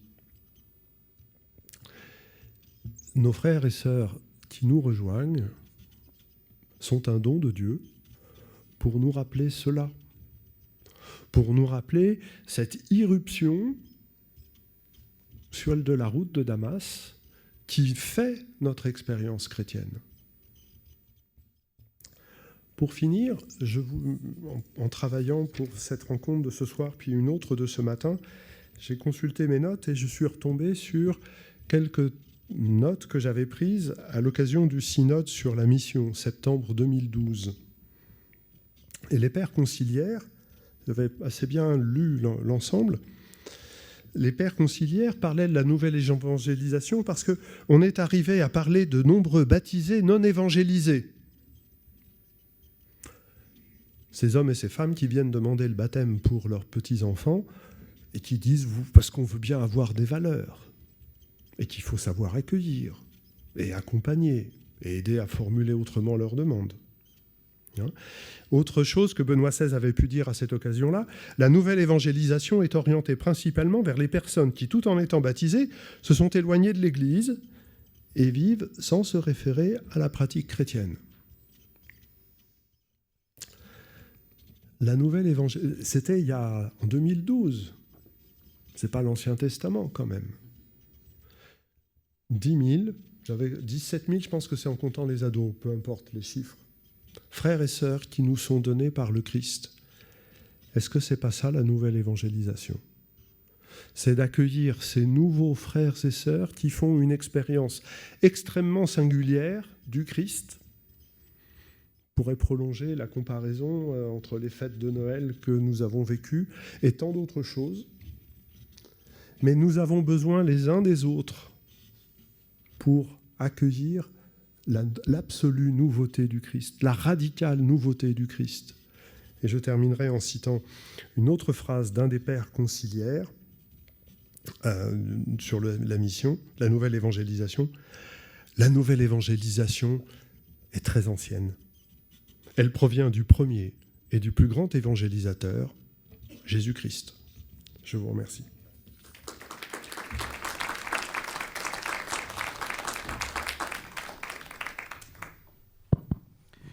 Merci beaucoup à vous trois pour ces exposés qui sont des témoignages. En vous écoutant, puisque je suis historien de l'Espagne, au XVe est apparue la différence entre les vieux chrétiens et les nouveaux chrétiens. Les nouveaux chrétiens, c'était en fait les juifs ou les morisques qui se convertissaient et qui étaient suspects. C'est la raison pour laquelle on a inventé, ou on a remis en route l'Inquisition. L'Inquisition pour pouvoir interroger et s'assurer que ces chrétiens étaient bien des chrétiens. Et il y a vraiment eu une tentation d'opposer les nouveaux chrétiens aux vieux chrétiens. Alors, on ne va pas faire le débat là-dessus, mais j'ai été frappé effectivement dans ce qui a été dit de cet écart, puisque j'ai la même expérience qu'Éric Morin. J'ai été baptisé très tôt aussi. Et donc, la rencontre avec les néophytes, ça se passe toujours en fait en paroisse, quand on voit ces jeunes adultes qui vont être baptisés, et le rapport peut être plus ou moins distant. On sent en même temps qu'il y a un événement qui est en train de se passer, qui concerne d'abord l'individu, mais qui concerne aussi la paroisse, mais on reste parfois avec une sorte de frustration de ne pas pouvoir y être associé plus profondément, mais ça vient peut-être aussi de notre réserve à ne pas aller aussi vers eux. Et j'ai été aussi frappé, Père Philippe, par votre témoignage, quand vous dites aussi que l'entrée dans l'Église, quand on n'a pas, je dirais, reçu toutes les clés et toute cette histoire, tout cet héritage, est extrêmement difficile. Est extrêmement difficile, et que parfois, effectivement, toutes ces querelles que vous évoquiez, qui sont des querelles, mais qui en même temps témoignent de la vie de l'Église. On ne peut pas faire l'économie de cette réalité. Et donc, la question que je voudrais vous poser, c'est que le sentiment que j'ai en écoutant à la fois ce qu'a dit Père Philippe, ce qu'a dit le Père Éric, et le témoignage que vous avez apporté sur cet accompagnement, il y a quand même quelque chose que nous avons en commun, vieux ou nouveaux chrétiens, entre guillemets, c'est la dynamique de la vie spirituelle. C'est que la vie spirituelle ne s'arrête jamais. Cette rencontre avec le Christ ne peut pas être arrêtée en un temps ou en une expérience. Et qu'il convient donc de savoir effectivement, non pas accorder nos dynamiques, mais les regarder. Est-ce que je me trompe ?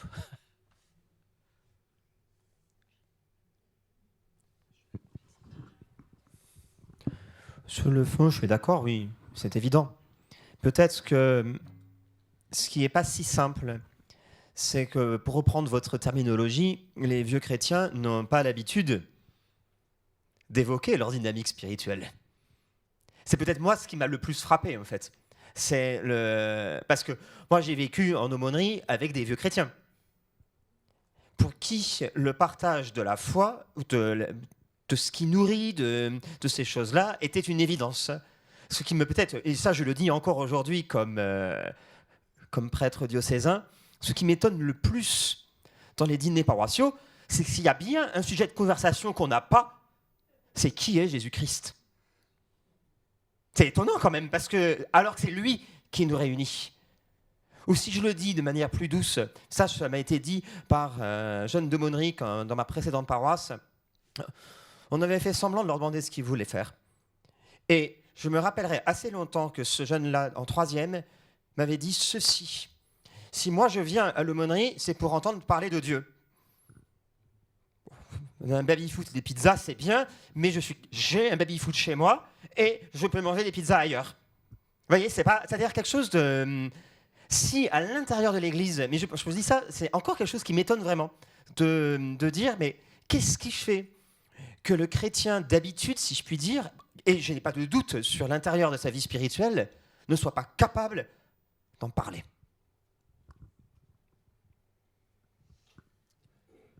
En entendant ton témoignage, Philippe, je me souviens d'un prêtre de Paris, enfin, il était évêque auxiliaire, non, ce sera pour plus tard, qui disait, mais je pense qu'il avait raison pour un certain...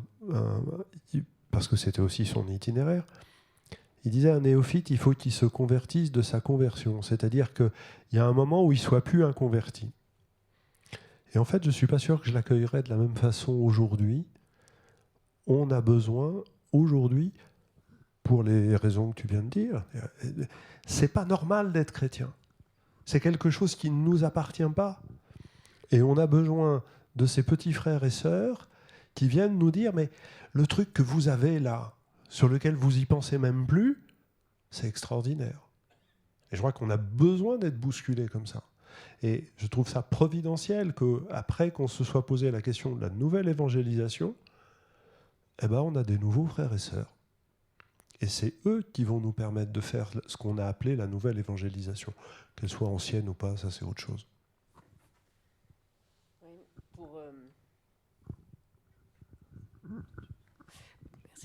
Pour rebondir, oui, alors déjà, on ne peut pas parler de vie spirituelle s'il n'y a déjà pas la rencontre qui est faite et qui se fait.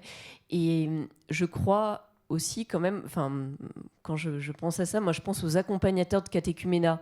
Forcément, on appelle de plus en plus de personnes à cette mission, et heureusement, parce que ça concerne quasiment tout le monde, je pense. Mais on voit à quel point ils sont justement invités à revisiter leur propre foi, leur propre relation avec le Seigneur. Et je pense qu'en fait, cette mission, quand on parle avec ces accompagnateurs, on voit bien qu'en réalité, ils grandissent autant que leur catéchumène, je mets plein de guillemets à leur, mais parce que ça les pousse eux-mêmes à revisiter leur vie de foi et finalement à se confier aussi, parce qu'ils ont à jouer ce rôle de témoin dans la foi, de grand frère, de grande sœur dans la foi, qui se vivra sans doute plus dans cet accompagnateur qui soit en tête-à-tête, en petit groupe, plus facilement que dans une grosse paroisse où, noyé dans la foule, on va avoir plus de pudeur certainement à dire ce qui fait le cœur de notre vie.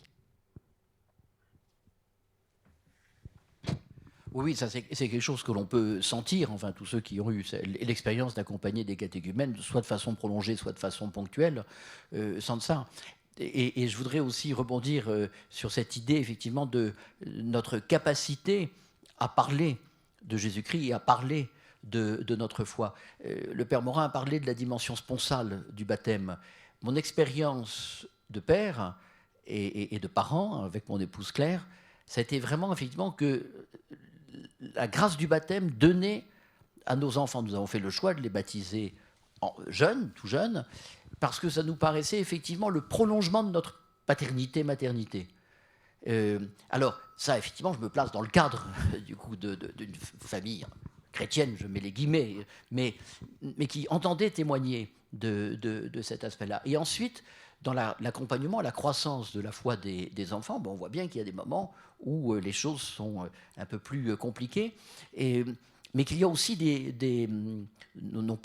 la question n'est pas des retours, mais cette rencontre dont vous parlez, elle se fait à un moment et elle se renouvelle. Elle se renouvelle. Et alors, moi, l'autre question aussi que je voudrais vous poser, c'est vrai que nous venons d'horizons différents. L'Église est vraiment cosmopolite, y compris en France, donc horizons culturels, horizons sociaux, horizons géographiques, que donc nous avons des langages qui sont différents. Comment faire pour parler une même langue ? La réponse facile serait de dire il suffit de prendre le Notre Père, on prie le Notre Père. Oui, mais attention, avant de pouvoir prier le Notre Père ensemble, il faut l'avoir compris. Donc, comment passe-t-on de cette pluralité des langages à une langue commune, mais qui n'est pas uniforme? Je ne sais pas si j'ai la réponse, mais il me semble que la liturgie, en nous rassemblant, même si c'est parfois un lieu de querelle, c'est aussi le lieu qui nous rassemble profondément, et que ce sont les mots qui nous sont donnés pour prier ensemble et qu'on a à grandir dedans. J'ai proposé à certains qui accompagnaient les néophytes dans le diocèse de se mettre à côté des néophytes pendant la messe et d'expliquer la messe, parce qu'un certain nombre de néophytes ont peur de ne pas avoir les codes, de ne pas faire comme il faut, alors qu'en fait c'est beaucoup plus libre souvent que ce qu'ils imaginent. Mais en réalité c'est un bon lieu, et là aussi où les deux croissent en réalité, parce que le néophyte apprend, ou le catéchumène, et le chrétien plus expérimenté est aussi invité à réhabiter en fait ce lieu de sa foi qui peut être devenu trop ordinaire, trop banal. Et je pense en tout cas vraiment, oui, qu'il y a quelque chose sur la liturgie, mais pas forcément que l'Eucharistie, aussi la liturgie des heures, qui est un endroit vraiment pour prier ensemble et être façonné ensemble par la parole de Dieu. Là encore, on est bousculé à bon escient. Moi, je me souviens d'un de mes cours de philo en première année au séminaire, où on nous expliquait qu'il y a, et je crois que c'est profondément vrai, qu'il n'y a pas de langage chrétien, qu'il y a un usage chrétien des modes de langage qui font notre existence. On utilise le langage pour prier, on utilise le langage pour faire des affaires, on utilise le langage pour des affaires culturelles, pour de chaque domaine de l'existence. Et à chaque domaine de l'existence correspond une modalité. L'expression technique était le jeu de langage. Et il n'y a pas un jeu de langage chrétien. Être disciple de Jésus, c'est utiliser le langage humain dans toutes ses potentialités de manière chrétienne. Et si on s'en tient là, dans notre expérience du langage, alors on va pouvoir accueillir ces frères et sœurs qui ont leur langage, le tatouage. On voit arriver des étudiants avec le tatouage. Voilà. Et donc, c'est là qu'on va pouvoir être intégratif. Et tu le soulignais, je crois, la place des psaumes, la psaume des psaumes est le lieu où on va cultiver ensemble une expérience spirituelle avec des mots communs pour pouvoir la dire et pour pouvoir la dire dans la diversité de nos expériences, parce que ces psaumes sont faits pour ça. En fait, je ne sais pas si on a vraiment besoin d'un langage commun. Enfin, le langage commun, on l'a dans la liturgie, on l'a avec le credo, qui sont les éléments fondamentaux. Mais la question de fond qui restera toujours, c'est est-ce que les mots du credo restent pour moi un mot que je récite de dimanche en dimanche, ou est-ce que j'accepte d'aller davantage au fond, et ça vaut également pour la liturgie. C'est-à-dire, du coup, il me semble que pour le catéchumène et le néophyte, ça demande peut-être des formes de déplacement, parce que les mots, ils arrivent toujours dans une conversation qui est antérieure. Je dis ça, par exemple, ça n'a rien de naturel d'appeler Dieu Père. Ça n'a vraiment rien de naturel. Et je vous assure que la première fois que j'ai prié le Notre Père, je trouvais que j'étais en train de dire quelque chose de très bizarre. Parce que ça demande aussi un apprentissage. Et je ne vous en parle pas d'appeler un prêtre Père, c'était absolument absurde. C'est pas parce qu'on arrive dans le langage avec quelque chose, et pourtant, ce qui nous réunit, c'est le Christ. Et lui, il est le Verbe. Si je le dis comme ça, il semble qu'on tient deux choses en même temps. Le Christ est le Verbe, et pourtant le mystère qui fait partie du mystère de l'Église, c'est la Pentecôte, où chacun est capable de dire dans sa propre langue les merveilles de Dieu, ce qui est le propre du miracle de la Pentecôte. Et c'est peut-être ça, la réussite de l'intégration d'un néophyte, de lui permettre de dire dans sa propre langue le mystère de Dieu. Je dis ça avec un petit aparté historique, mais on a complètement oublié, nous, à quel point l'Église latine en Occident est pétrie par la germanisation de l'Église à l'époque des Mérovingiens et des Carolingiens. on a complètement oublié à quel point notre Église ne ressemble à rien de ce qu'était la vieille Église gallo-romaine. Et que ça m'amuserait bien de savoir comment est-ce qu'un vieux gallo-romain du 5e siècle a imaginé ce qu'il était en train de vivre en voyant la conversion, on connaît des tas, hein, de Clovis et compagnie. Alors nous avions commencé avec le rêve du cardinal Lustiger déplacé dans les années 2020-2030, et là vous nous invitez à repartir au 4e ou au 5e siècle, mais pourquoi pas, parce que justement c'est aussi effectivement cette vie de l'Église. Alors il me revient quand même de surveiller un tout petit peu l'horaire, et je vais inviter notre archevêque, Monseigneur Ulrich, à conclure cette rencontre pour qu'on puisse tenir les délais qui nous avaient été donnés. Alors, je suis content de conclure pour tenir les délais, mais je ne suis pas content de conclure sur ce sujet. Voilà, ça, je pense qu'on comprend bien ça. Il ne s'agit pas de conclure. Il s'agit au contraire, et peut-être que je pourrais dire ça de façon un peu avec comme un espèce de refrain pour cette conclusion, il s'agit de prolonger l'étonnement. Et tout ce que nous entreprenons, tout ce que nous avons dit ce soir et tout ce que nous avons entrepris avec cette idée d'un concile provincial, à mon sens, est fait pour prolonger l'étonnement dont nous venons de parler ce soir, je crois. Alors, je pense préalablement à deux choses qu'on n'a pas complètement évoquées ce soir, mais qui étaient quand même bien présentes, à mon avis. C'est l'étonnement des accompagnateurs de catéchumènes. Tous les accompagnateurs de catéchumènes que je connais, que j'ai entendu donner leur témoignage depuis 25 ans, que je suis évêque, m'ont dit « je croyais venir pour apprendre quelque chose à quelqu'un, et c'est le quelqu'un qui m'a appris quelque chose ». Voilà, c'est le fait d'être accompagnateur qui a changé quelque chose dans ma façon de croire et dans ma façon d'accueillir le mystère du Christ. Voilà. Et ça, je pense que ceci doit être prolongé. Cet accompagnement ne doit pas être endormi, mais au contraire, c'est l'étonnement de l'accompagnateur, il faut en tenir compte, il faut le faire connaître, il faut permettre à d'autres de le vivre, et donc d'entrer dans un chemin qui n'était pas le chemin prévu.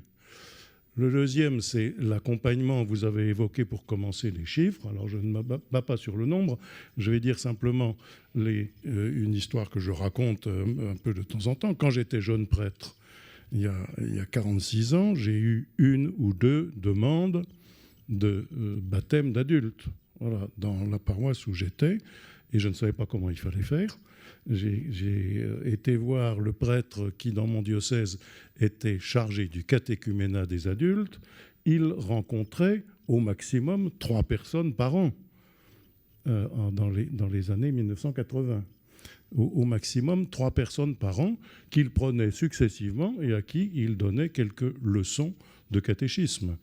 Et puis il disait, ça va, vous avez bien retenu, vous avez bien compris, on va pouvoir vous baptiser. Voilà.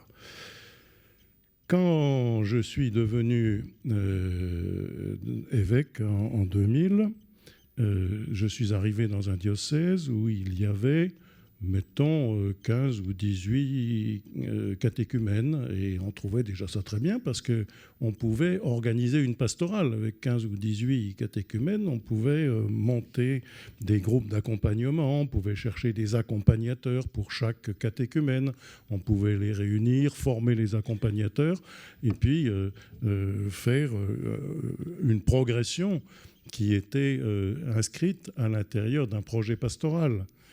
Mais quand j'ai quitté Chambéry en 2008, les 18, ou je ne sais plus combien, j'ai oublié le chiffre en détail, étaient déjà plutôt plus que le double, ou peut-être 40, ou je ne sais plus, quelque chose comme ça.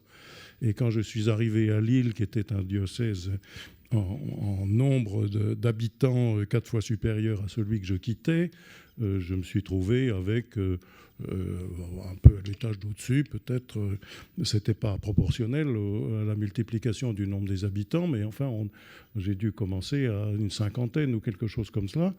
Et quand j'ai quitté, c'était 200 en 2022. Et quand je suis arrivé à Paris, il y avait la première année 420 catéchumènes.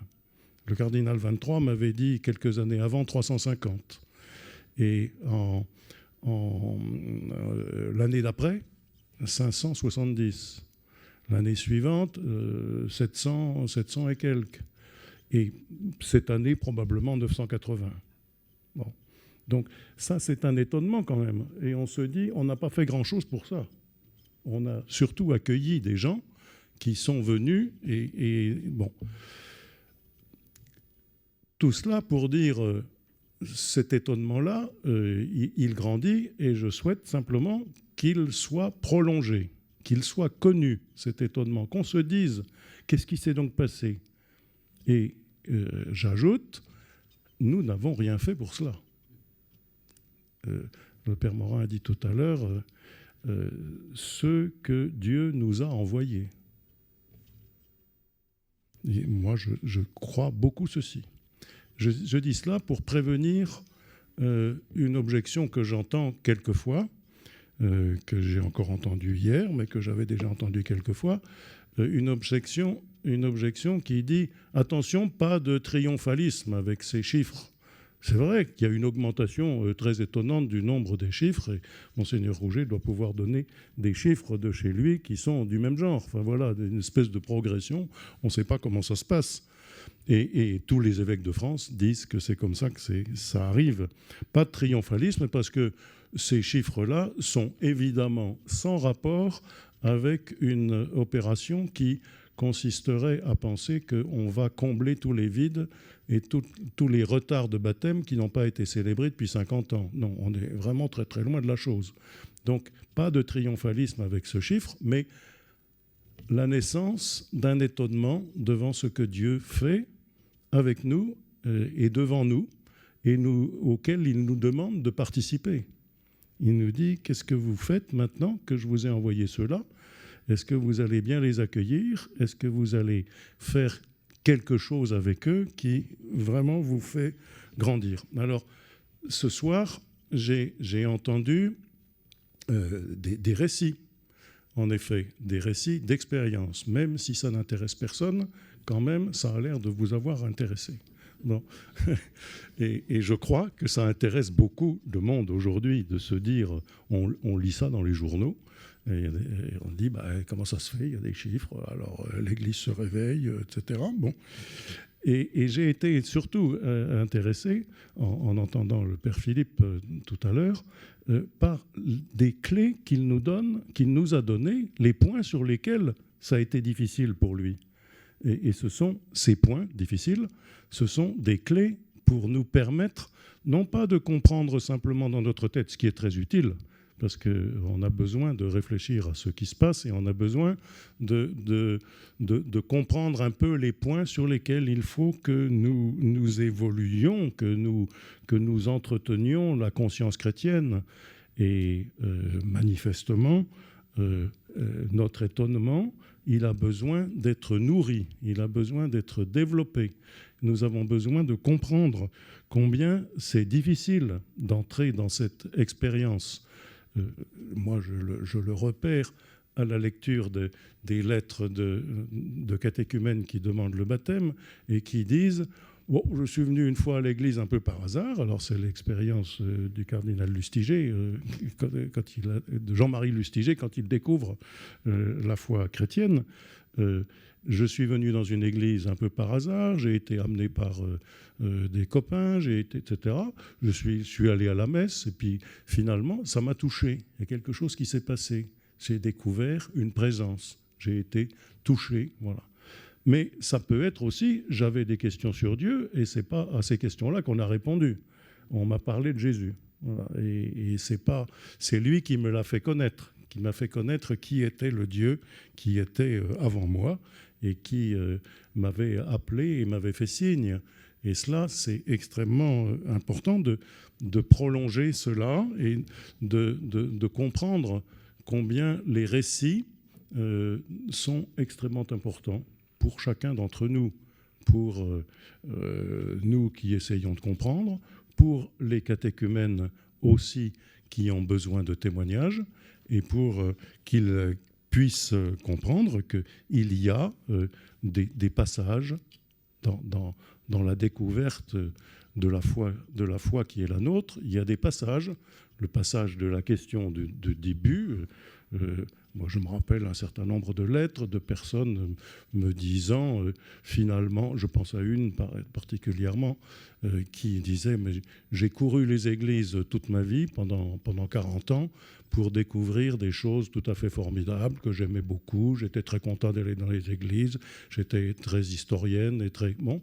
Et puis, tout d'un coup, je me suis dit que tout ça, ça n'était rien au regard de la découverte que j'ai faite de la présence du Seigneur dans ma vie. Et comprendre que aussi, ça c'est quelque chose que nous avons entendu, que l'initiation chrétienne, c'est pas simplement avant le baptême, mais que c'est aussi après le baptême. Et là, je crois qu'il ne faut cesser de se dire que l'initiation n'est pas du tout finie. On reçoit les sacrements de l'initiation chrétienne, mais elle n'est pas du tout finie quand on a reçu le baptême.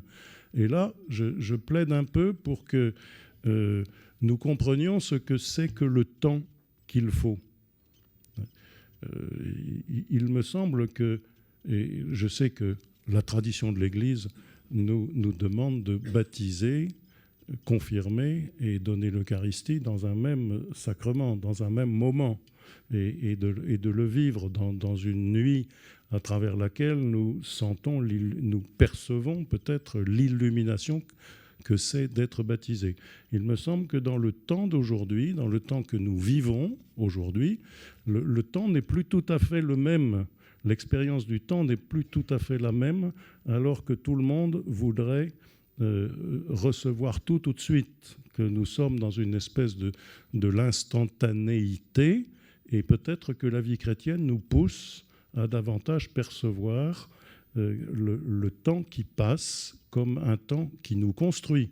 Et donc, peut-être, quand il y a des candidats qui disent « mais finalement, je voudrais être baptisé, mais peut-être qu'il me faudra plus de temps pour pouvoir comprendre ce que c'est que d'être confirmé ». Et on a évoqué tout à l'heure ces personnes qui ne se sentent pas prêts à communier tout de suite, qui ne se sentent pas prêts à être confirmés tout de suite, et qui découvrent que c'est difficile d'entrer dans cette vie de l'Église, dans ses pratiques, dans le temps de l'Église, dans l'histoire de l'Église, qui n'est pas forcément et qui n'est peut-être pas du tout ce qu'ils ont vécu jusqu'à présent et qui les fait sortir d'eux-mêmes pour entrer dans cette expérience-là. Donc il nous faut apprendre aussi à penser le temps long. Et quand je dis faire prolonger l'étonnement de la découverte du Seigneur, de la découverte de la foi, de la découverte du cadeau qui est fait, et d'un cadeau parfois compliqué à déballer, c'était plus facile, disait le Père Philippe tout à l'heure, de vivre sans cela, et on sent que la vie est plus compliquée. Voilà. Et puis, je le crois, et je termine par là, la forme même du concile, ce que nous avons voulu faire pour mettre beaucoup de choses en route dans notre Église, et dans nos paroisses, dans nos diocèses. Cette forme du concile, je crois que son premier effet, ce sera de faire parler de cela, bien au-delà de ceux qui sont les accompagnateurs ou les catéchumènes et les néophytes, bien au-delà de ceux qui sont les prêtres chargés d'accueillir et les évêques chargés d'accueillir et qui ont l'impression d'être privilégiés, par exemple nous, évêques de lire les lettres de demande de baptême qui contiennent des richesses absolument incroyables dont on pourrait faire l'analyse assez profonde, une analyse sociologique, une analyse historique, une analyse théologique. Il y aurait beaucoup à dire là-dessus. Et ces richesses que nous accumulons peut-être un peu vite, parce que quand il y en a de plus en plus, on est obligé de ne pas y passer trop de temps, mais ces richesses-là, elles ont besoin d'être connues du peuple de Dieu. J'attends personnellement beaucoup que ce concile, dont on commence à parler dans les paroisses, il soit justement de plus en plus, il permette de plus en plus d'élargir à l'ensemble de l'Église la découverte et l'entretien de cet étonnement devant ce que Dieu fait au milieu de nous, avec cette survenue de catéchumènes et de néophytes, pour que, à la fois, nous nous disions bien, et ce sont les questions du Concile, que nous nous disions bien, est-ce que nous préparons vraiment bien ceux qui vont recevoir le baptême? Je pense que nous les préparons du mieux que nous pouvons, mais est-ce que nous préparons bien et est-ce que nous entendons bien les questions qui sont les leurs? Est-ce que, deuxièmement, nous faisons tout pour que ces catéchumènes devenus baptisés dans la nuit de Pâques, principalement, est-ce que nous faisons tout pour qu'ils soient réellement introduits dans la vie avec le Christ en Église? Parce que ça n'est évidemment, et on en a entendu le témoignage ce soir, évidemment pas simple du tout. Et enfin, et pour moi c'est la question la plus forte qui doit nous habiter, c'est est-ce que ça change quelque chose à l'Église et est-ce que ça la renouvelle au point de prolonger sur nos vies tout entières l'étonnement d'être aimé par Dieu et d'être rejoint par le Seigneur qui est pour nous le vrai révélateur, le vrai exégète, est-il dit dans Saint Jean, de Dieu, du Père. Appeler Dieu Père, nous a dit le Père Philippe tout à l'heure, voilà quelque chose de très étonnant. Eh bien, c'est seulement le Christ qui est capable de nous le révéler. Est-ce que cela change suffisamment notre Église pour qu'elle continue d'être émerveillée, qu'elle continue d'être dans l'action de grâce pour ce que nous constatons à travers l'expérience que nous sommes en train de vivre avec catéchumènes et néophytes. Je vous remercie.